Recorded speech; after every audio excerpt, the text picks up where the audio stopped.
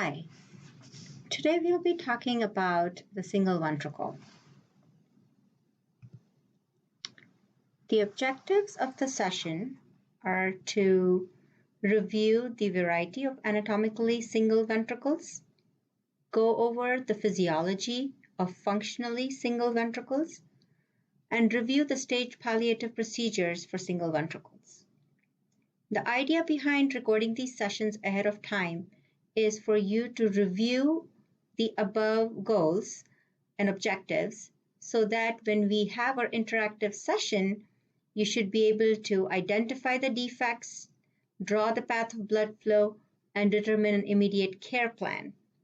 And also identify structures on a given diagram of a palliated heart and draw the path of blood flow in a palliated ventricle.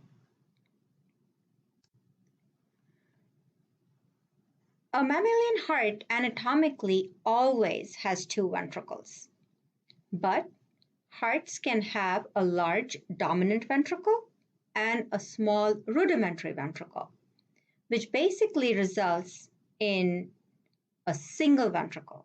There are various terms that we use to describe this exact same thing: a univentricular heart, a common ventricle, a single functional ventricle. So let's start with a normal heart. A normal heart has three segments: atria, ventricles, and the great arteries. And then it has two connecting segments: the AV canal that includes the right and left atrioventricular valves, small portions of the interatrial septum and the interventricular septum adjoining the AV valves. And then it has a connecting segment called the conus that lies underneath the semilunar valves.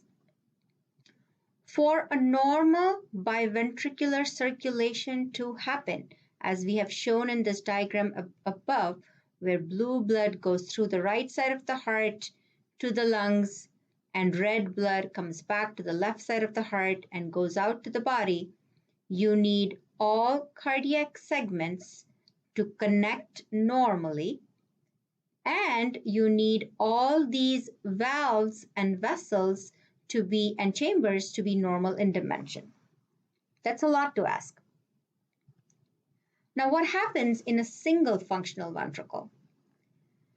In a single functional ventricle, either the cardiac segments don't connect normally, or the ventricles, the vessels, and chambers are hypoplastic. And because of this, a normal biventricular circulation cannot be assured.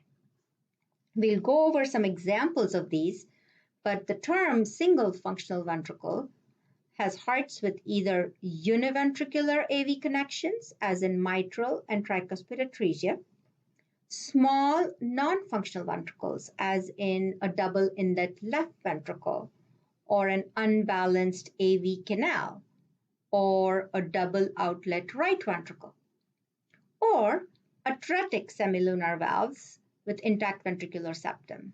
And these are the spectrum of hypoplastic left heart syndrome, or pulmonary atresia and intact ventricular septum.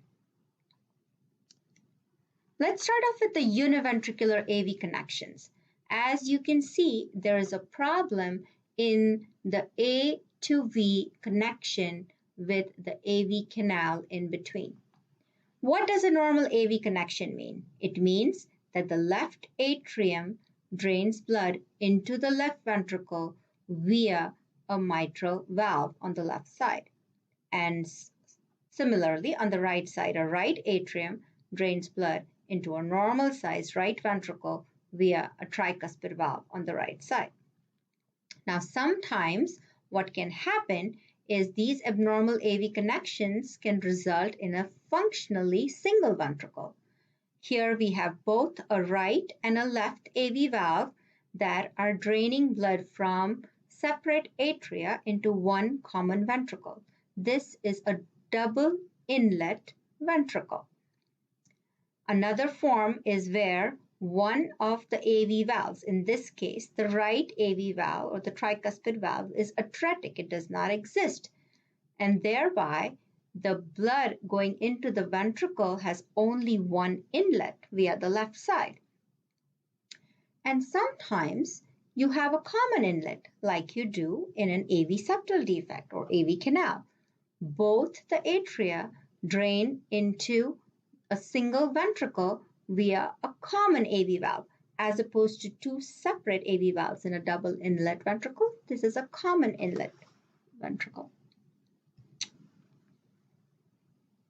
In this slide, I'm trying to explain the concept of small ventricles. I want you to look at the center of the screen. This is what we would consider a normal heart where a right valve, a right AV valve, drains into a right ventricle and a left AV valve drains into a left ventricle. These can have changes where you can have a small right side where the right AV valve, only a portion of it drains into the right ventricle, or reaching a point where the right ventricle is no longer a ventricle but just a small chamber. Similarly, this can happen to the left side of the heart where the left side can be small with the left AV valve draining or straddling, we call this straddling over the intraventricular septum into a small hypoplastic chamber and reaching to a point where there's a rudimentary left ventricular chamber. The bottom line is these ventricles are small to non-existent and don't participate in the circulation, and blood from both the ventricles combined goes out through a common outlet. The other setting where we can have a single ventricle circulation is where we have atretic semilunar valves with intact ventricular septums. So as you can see, it's the valves of the great arteries, the aortic and the pulmonary arteries, that are atretic. Here is a spectrum of hypoplastic left heart syndrome. As you can see in this picture, here is a normal sized or slightly larger size right atrium, right ventricle. There is a left atrium here with really no presence of a mitral valve, that is mitral atresia, a very, very small left ventricle, so to speak, and no aortic valve here. This is aortic atresia. So this is aortic valve atresia with mitral valve atresia. Following along the spectrum, you can see in this picture, there is a patent mitral valve, but the left ventricle, although bigger in size than in this picture, is still hypoplastic. And the white stuff that has been drawn around it is the presence of EFE. And you can see here, there is aortic valve atresia. So again, no exodus of blood through this semilunar valve. Further down on the spectrum is a spectrum where there is aortic valve stenosis. The aortic valve exists, it's smaller, but there is blood flow go through it along with the presence of a patent mitral valve. In cardiology, we follow a system of no flow, no grow. If there is no flow across a particular chamber/valve, the chamber following it or the path of blood, there is not going to be any growth. So because in this case there is mitral atresia, there is no blood going into the LV, this LV is not going to grow and results in aorta that is very, very small. As there is more blood coming in through a patent mitral valve, the size of this LV increases. And as there is more blood going through even a small aortic valve, the size of this arch increases. Here is an example on the flip side. This is pulmonary atresia with an intact ventricular septum. So similar to the left side where we had aortic atresia, in this case, there is no blood flow going across the pulmonary valve. And the source of blood flow to the lungs right now in this particular picture is through a PDA. And essentially, this is a single ventricle circulation because the only ventricle that is in business is this left ventricle. If you remember this slide from our previous lectures, we have talked about various types of cyanotic lesions, and single ventricle lesions land on this right side of this flowchart. The circled lesions here are the ones that are likely to need single ventricle palliation. So as you can see, right side and left-sided obstruction in the form of tricuspid or pulmonary atresia on the right and mitral or aortic atresia on the left can form single ventricle circulations. So overall, there are lots of single ventricle candidates: left-sided obstruction, mitral and or aortic atresia or severe stenosis with left ventricular hypoplasia, right-sided obstruction, tricuspid and or pulmonary atresia or severe stenosis with right ventricular hypoplasia. You could have a single ventricle like we discussed before where you have a double inlet left ventricle or an unbalanced AV canal. Or you can have combination lesions or a mixed up complex anatomy. A door with an inlet VSD and a straddling AV valve, essentially placement of valves and vessels such that the blood flows into one ventricle and flows out to the body from one ventricle. You could have a crisscross or an upstairs, downstairs heart. These are all very confusing terms, but the bottom line is that you have one functional ventricle. Hey everyone, this is Sean Sen. I wanted to go over, now that you've heard about single ventricle anatomy, a little bit more about single ventricle physiology. When we think about neonatal presentation, there are really three ways neonates present with critical congenital heart disease. When we think about if there's obstruction to flow to the body, neonates will present with shock. And we'll see that in the presence of metabolic acidosis, perfusion, mottled appearance. If there's obstruction or restriction to the flow that's going to the lungs, such as pulmonary blood flow, we oftentimes will see the baby present with cyanosis. And these babies will be the comfortable blue baby that we oftentimes will come in as presentation. And then lastly, if we think of congenital heart disease that present with excess volume load to the lungs or a congestive heart disease state, we present with tachypnea or respiratory distress. So those are the three main ways a neonate would present with critical congenital heart disease. So what about single ventricle physiology?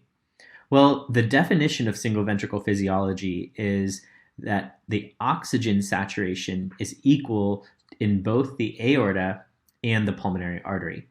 So in this case, the AO sat is equal to the PA sat. And this is primarily because we have what's called complete mixing, or where both the deoxygenated blood and oxygenated blood come together. They have complete mixing. You have one pumping chamber that pumps to both the systemic side and the pulmonary arterial side. And in this type of physiology, it's really important to ask two primary questions whenever you think about single ventricle physiology. The first one is the atrial septum open or restrictive to allow for adequate mixing? And two, is there a presence of some sort of outflow obstruction, whether it's to the lungs through the pulmonary artery or to the body, which would be the systemic outflow or the aorta? And with these two questions, we can address some of the initial surgical and medical therapies to try to balance that circulation. So diving in a little bit deeper, the importance of the atrial septum and the ductus plays a very important role in deciding what the type of physiology that you're getting with single ventricle. And in order to achieve adequate mixing at the atrial level, we need to make sure that that atrial septum is unrestricted.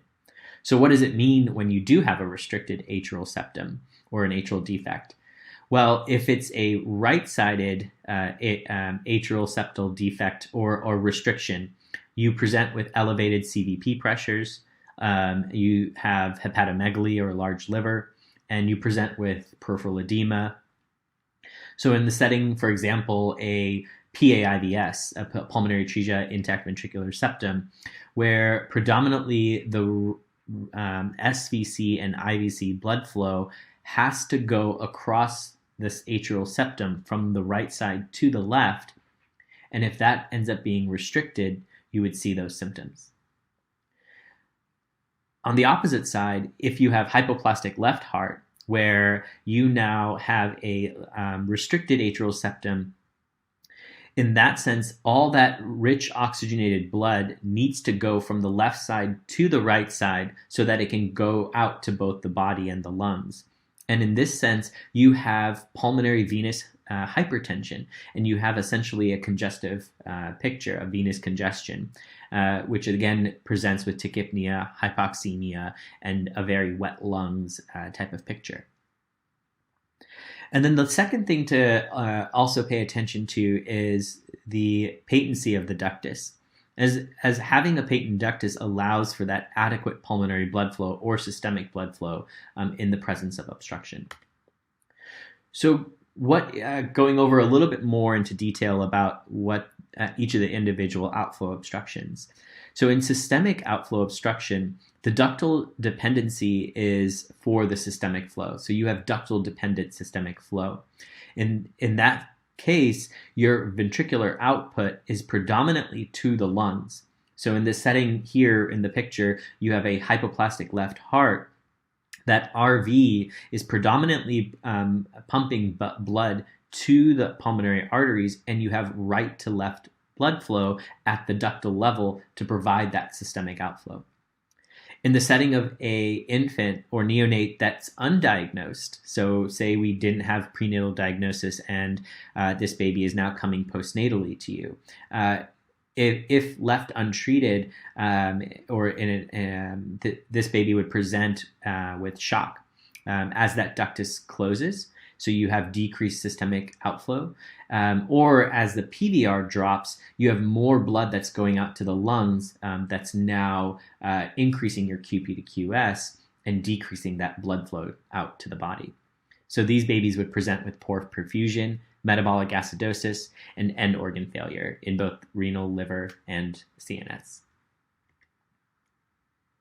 There's the outflow. In pulmonary flow obstruction, you have ductal dependency, ductal dependent pulmonary blood flow. So in this sense, you need pulmonary blood flow, and the only true way of getting pulmonary blood flow is through the ductus from the aorta. So ventricular output is primarily out towards the body, and you have what's called essentially a steal from the aorta, both during systole and diastole, and you have left to right flow at that ductal level. So in the setting of an undiagnosed infant, they would present with cyanosis as that duct closes, or if in the setting of persistent pulmonary hypertension or elevated PVR, where there's the drive to get blood into the lungs is decreased, can also present in this. So these babies would be the typical comfortable blue baby that's not really showing any sort of respiratory distress. In anyone that has suspect critical congenital heart disease, the recommendation would be to start prostaglandins and PGE. In the goals for prostaglandins is really to allow ductal patency and to improve blood flow to these ductal dependent circuits. The recommended dose is important to know, and that's 0.01 to 0.1 micrograms per kilo per minute. And the recommendation would be here we would start at 0.01 to really try to minimize the side effects. So what are the side effects? Things like apnea, fever, vasodilation, flushing, and even reflux can be seen. And chronic use of prostaglandins, this seems to be a very favorite board question for neonatologists, but the long-term side effects can be hyperostosis of the long bones. There's a picture of hyperostosis of the ribs over here, and you can take a look to see the enlarged ribs that are shown in that picture. The caveat with anyone that has suspected critical congenital heart disease, start PGE, is obstructed TAPVR, where in that situation, starting prostaglandins may actually result in worsening respiratory distress in the presence of PGE. So what are the goals of single ventricle physiology? And the first initial process is really balancing that circulation. If you think about it in simplistic terms, you have one pumping chamber that has connections to both the lungs and the body, and we're trying to balance that. And so preoperative management really revolves around this balancing flow to both that lungs and the body. And one way that we oftentimes talk about is QP to QS. It's important to know this formula and also how it relates to single ventricle physiology. And if you remember, the definition of single ventricle physiology is that your AO sat is equal to your PA sat. So in this situation, your QP to QS can be changed to your AO sat minus your mixed venous sat, which oftentimes we use NIRS at the bedside, your pulmonary vein sat, which again, assuming you have healthy lungs, is 100, which would then again be subtracted by your AO sat. So in this next examples, take some time and see if you can calculate what the two scenarios are. In this case, you can see the only real variable that's changed is just your O2 sat on the monitor. And so see if you can do a quick calculation to see the difference between what a QP to QS of 75% O2 sat is and what the QP to QS is for a sat of 95. When we look at the preoperative management, there are three overall goals for the initial stabilization and first stage single ventricle palliation. So whether it's the hybrid procedure or the Norwood, which we'll talk about in just a little bit. But in talking about the overall goals, I want you to think about these three as we talk about each of these operations and the different palliations. The first thing that we would want to make sure is have an unrestricted atrial septum, again, to allow for complete mixing. And the second thing is to have a controlled source of pulmonary blood flow. In the setting of having a duct that's open, sometimes as that PVR drops, we anticipate that there would be more pulmonary blood flow and increase in QP to QS. And so having a controlled source of pulmonary blood flow is crucial. And then lastly, to make sure that we have an unobstructed systemic outflow so that we can minimize end organ failure or metabolic acidosis or shock, again, to make sure that we have adequate systemic outflow to provide that. Good day. My name is Peter Koenig, and I'm going to be talking about stage palliation for single ventricles, going through the thought process.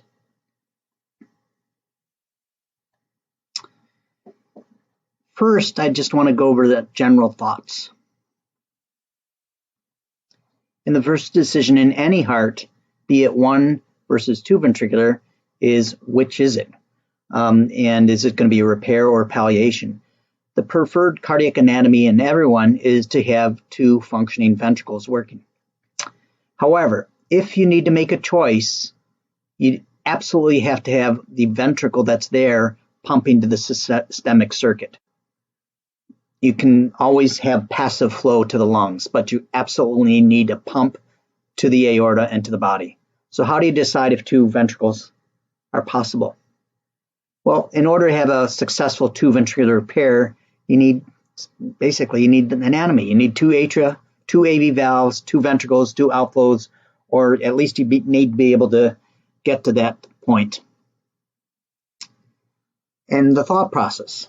Well, sometimes it's obvious. You know what to do. But sometimes it's also a dynamic process. You've got to figure out what's going to happen, and you've got underlying anatomy. Things may change, so you need to make decisions for interventions along the way. You're buying some time. You punted down the road, and you're going to make a decision later. And sometimes it becomes obvious that nothing's going to work, and so then you're going to choose for transplant or hospice care. So general concepts with complex anatomy and probable single ventricular palliation, you always want unobstructed systemic blood flow. And also you need to avoid biventricular obstruction. And you also need controlled pulmonary blood flow, not too much and not too little. So what do you need for a successful single ventricle to work? You need good mechanics and hemodynamics, good ventricular function, no inflow obstruction, no valve dysfunction, stenosis, or regurgitation of any of the valves, no outflow obstruction, and you need normal systemic and pulmonary vascular resistance. After you're deciding likely a 1 versus 2 ventricular repair, then you're going to need to figure out, is there an acute intervention that's needed? So you're going to ask the questions, can blood return to the heart? That means venous or pre-ventricular level obstruction, is there any? Is there too much pulmonary blood flow? Is there too little pulmonary blood flow?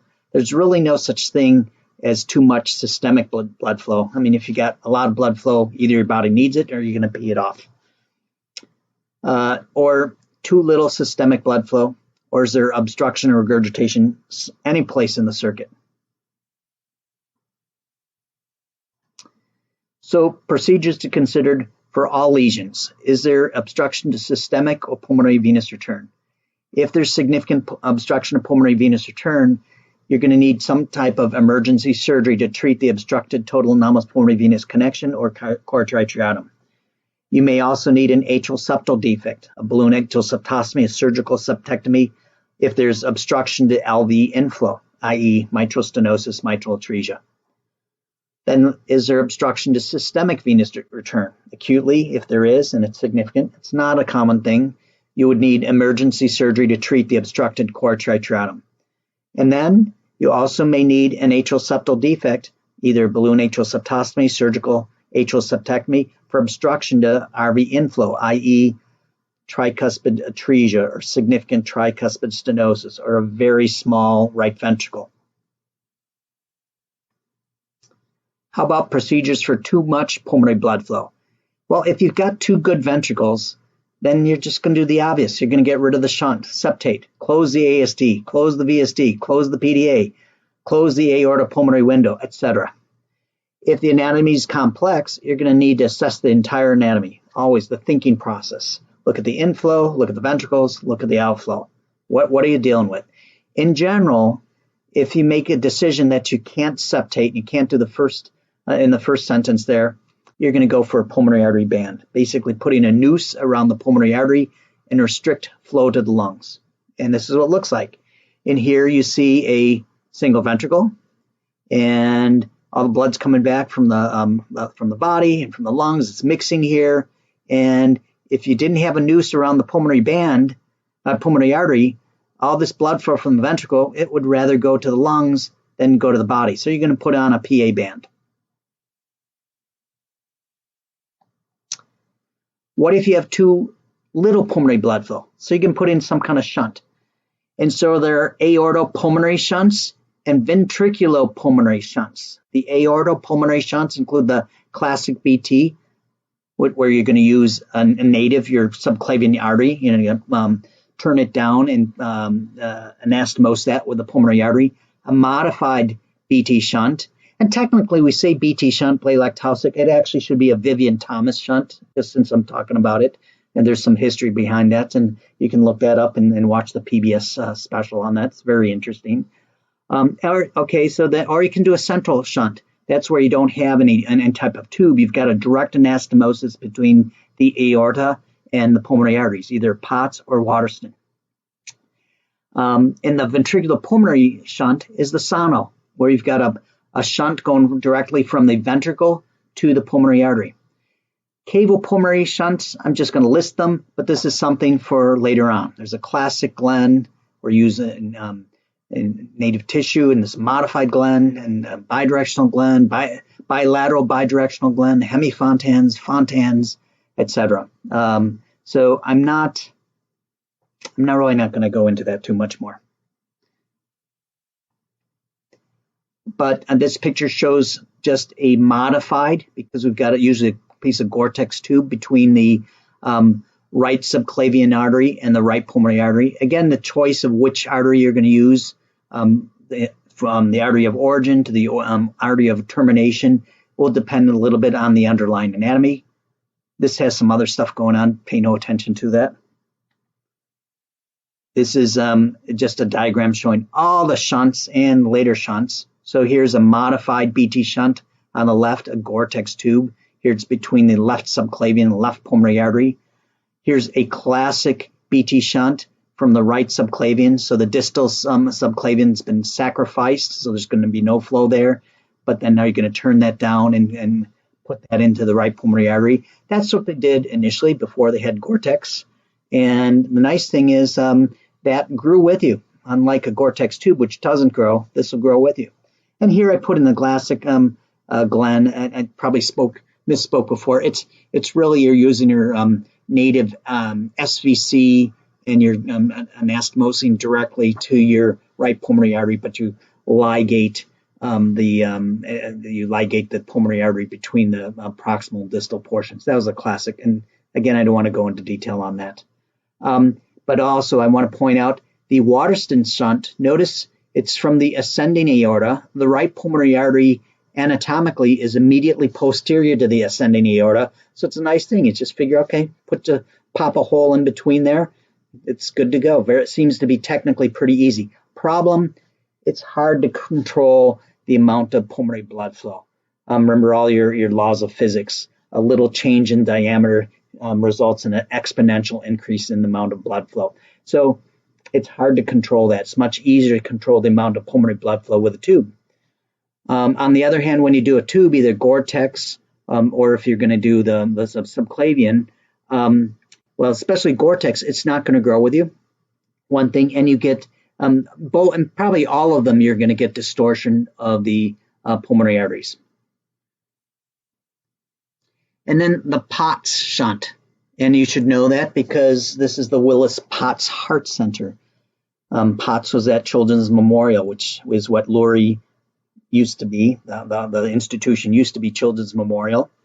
And Potts developed the shunt from the descending aorta to the left pulmonary artery, because the left pulmonary artery is right there. Again, a direct anastomosis.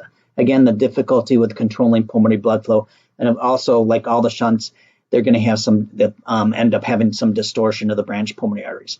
With all these, depending on where the surgery is, you have to worry about the other structures in the area. So there's nerves in the area. You don't, unlike with a PDA, you're probably not going to worry about the recurrent laryngeal nerve. But as you're doing these shunts, you do worry about the phrenics. So paralysis of the diaphragm is certainly possible with these types of surgeries. So something to keep in mind. And here is the sono modification, so a ventricular pulmonary artery shunt. Here we can see here's a ventricle, and there's a tube going from the ventricle to the pulmonary artery instead of from the aorta or branch of the aorta to the pulmonary artery. What's the difference between a BT shunt, or I should say BTV shunt or VT shunt, and the sono to provide pulmonary blood flow? Invariably, the sono is used in patients who have a single ventricle and require pulmonary blood flow, usually in conjunction with the Norwood arch reconstruction. That we usually call it the sono modification of the Norwood. The perceived advantages are that it's pulsatile rather than continuous pulmonary blood flow, and you have reduced systemic diastolic steal. So which one are you going to use? That's probably institutional surgeon dependent. Which is better? Well, for the hypoplastic lefts, which is where the Sano is usually used, it's probably about the same, whatever you do. So here's a slide showing some of the differences. So imagine you had these pressures. So 70/5 in the ventricle. I'm just going to make it up. 70/40 in the aorta, 20/10 in the pulmonary artery. So if I have a direct connection between a branch of the aorta and the pulmonary artery, imagine the 70, the systolic, is seeing the 20 systolic in the PA, so you're going to have flow there. The 40 in the aorta and diastole is going to see the 10 in diastole in the pulmonary arteries, so I'm going to have flow there. So basically, I'm going to have flow all the time, continuous flow. Of course, the more flow I have, your diastolic pressure may be reduced in the aorta, and of course, it may not be a good thing. If you steal from coronary artery blood flow, especially in a single ventricle, you may get potential coronary artery flow steal. That's at least in theory. So with a Sano, look at now you've got 70/5 in the ventricle, and so the 70 sees the 20 in the aorta, just like the 70 saw the 20 from in the BT shunt. So now, of course, you're going to have systolic blood flow. But look at what happens in diastole. You've got 5, and then it may not have much flow in diastole to the PAs. So it seems more systolic flow, sort of almost like normal pulsatile flow in the pulmonary artery band, at least, across a pulmonary valve, at least in theory. So how about procedures for too little systemic blood flow? Well, if you've got left-sided obstruction, first of all, you'd need an ASD, and either an atrial septostomy, and with a balloon, it's called a Rashkind. And if you do an atrial septectomy, that's usually open, you're going to have to open up the heart. That's called the Blalock-Hanlon procedure. And if you use a blade to do that and trying to do it on the cath lab, you're using something called the Parklet knife, and that's something that used to be done and still is being done in the cath lab. And after you open up the atrial septum, you may need to either dilate it further, or if it keeps on closing, you may need to put in an atrial septal defect stent. Then you need to get somehow get blood flow to the body. And there's something called the Damas K. Stansel procedure, or the DKS, or there's the Norwood type of arch reconstruction, which is really a more extensive type of DKS. I'm going to show that. And then there's a hybrid procedure. It's really combining a number of things. It sort of involves a PDA stent, as that's how you're going to get blood flow to the body. It also involves an atrial stent and bilateral PA bands. So let's first talk about the DKS. So DKS procedure. It's really combining the main pulmonary artery and the aorta into one vessel. And the vessel that you're going to end up with is always going to be the aorta. So you're going to use this if you have good semilunar valves and a reason to suspect that flow to the aorta will become compromised at some point in time. Or it could be the valve, it's usually the outflow tract that becomes more obstructed over time. Or it could be if you have a little small, not really, we call them outflow chambers, and that outflow chambers, flow to that outflow chamber may be by way of a VSD. So the VSD becomes smaller. That's also something that's going to behave just like obstruction to aortic flow. And also the DKS can be part of the procedure performed with the NIA as part of the Norwood, which then will later be a Glenn and a Fontan to complete the univentricular repair. So let's look at this. So in this heart, on the left, you see a single ventricle, and as you do on the right. And notice in the beginning, before you had an operation, notice I look at the aorta and I put a lot of tissue. I drew it in below the aortic valve, and I put a really thick aortic valve. So you're a little worried about this single ventricle.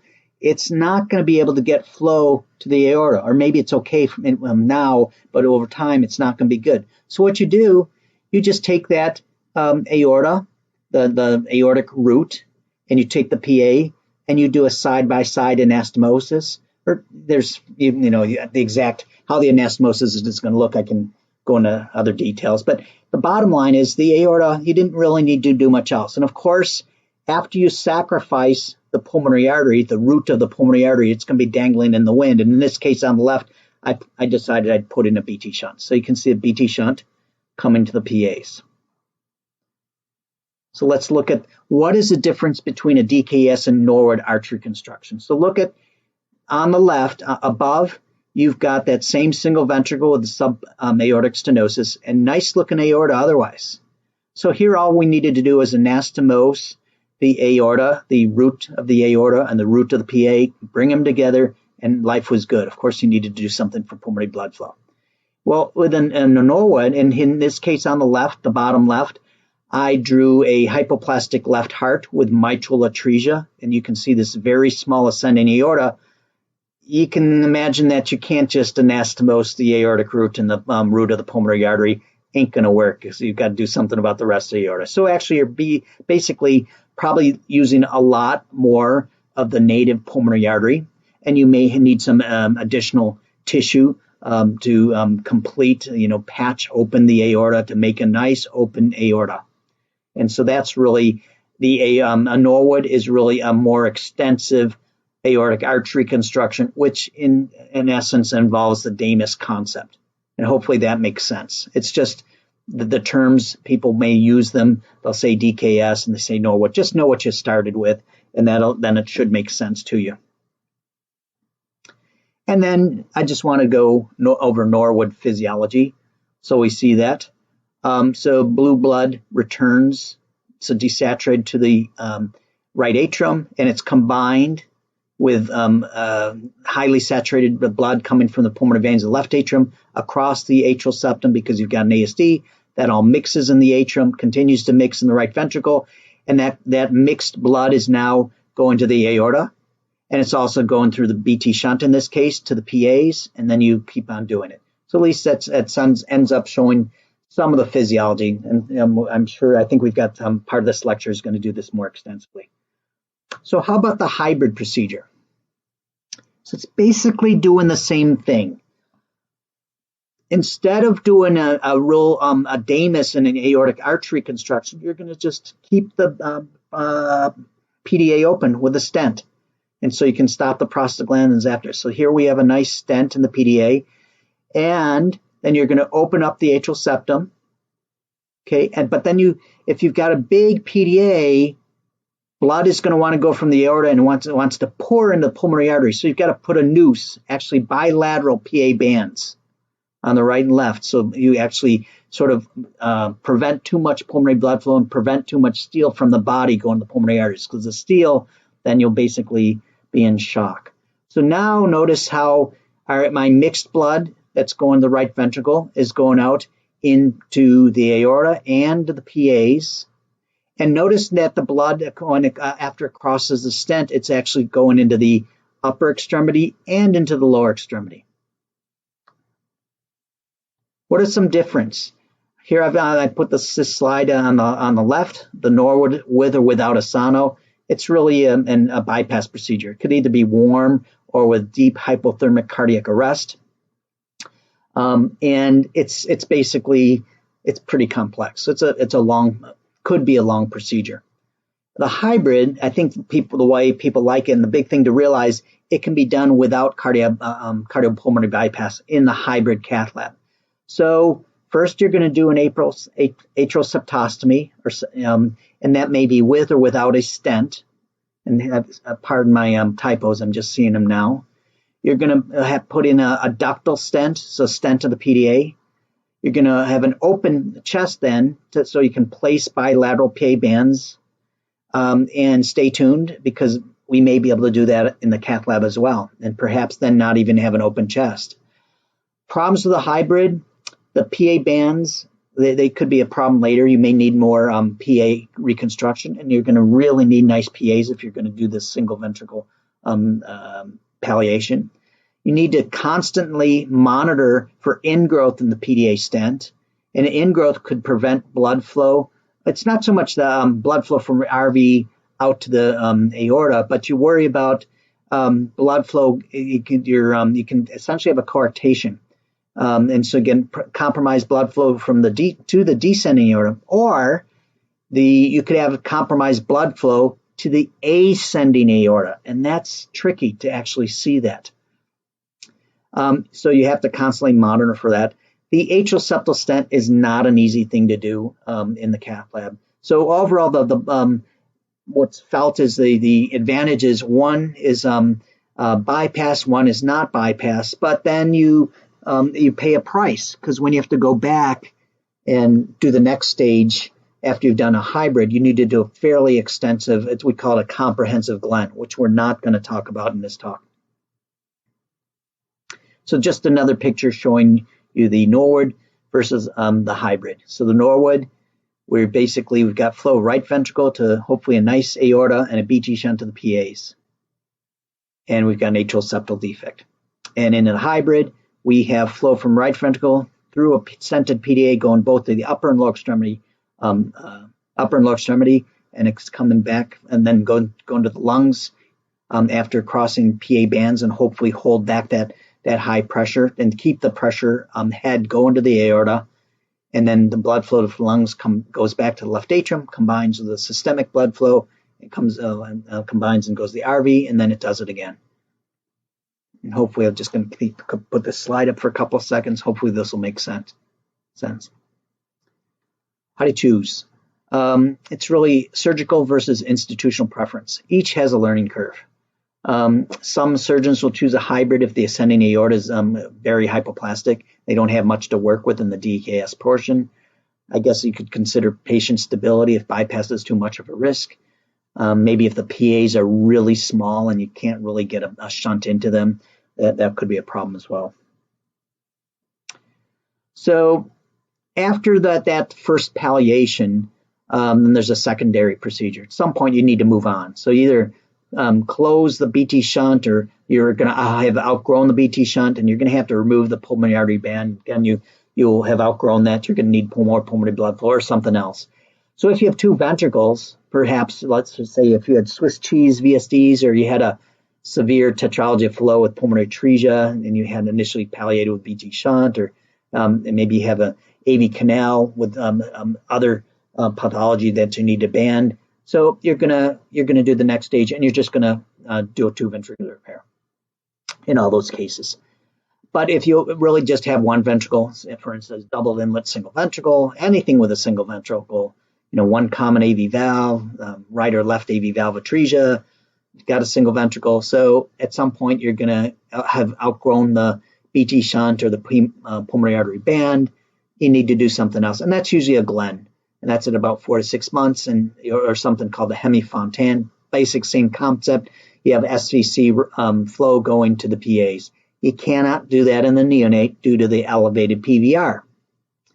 And at that point, if you hadn't performed a DKS, you may need to do a DKS. And usually this Glenn, if you have hypoplastic left heart syndrome, we used to call that a stage Norwood, but we call it Glens. And sometimes you just decide, if there's too little pulmonary blood flow, you may just put in another BT shunt if the PVR is still too high. In the later stages, when the ultimate goal is a univentricular pathway, again, assuming the ventricle available to use the pump has to be used as a systemic pump, and the pulmonary blood can be passive. So like I said, there's a Glenn.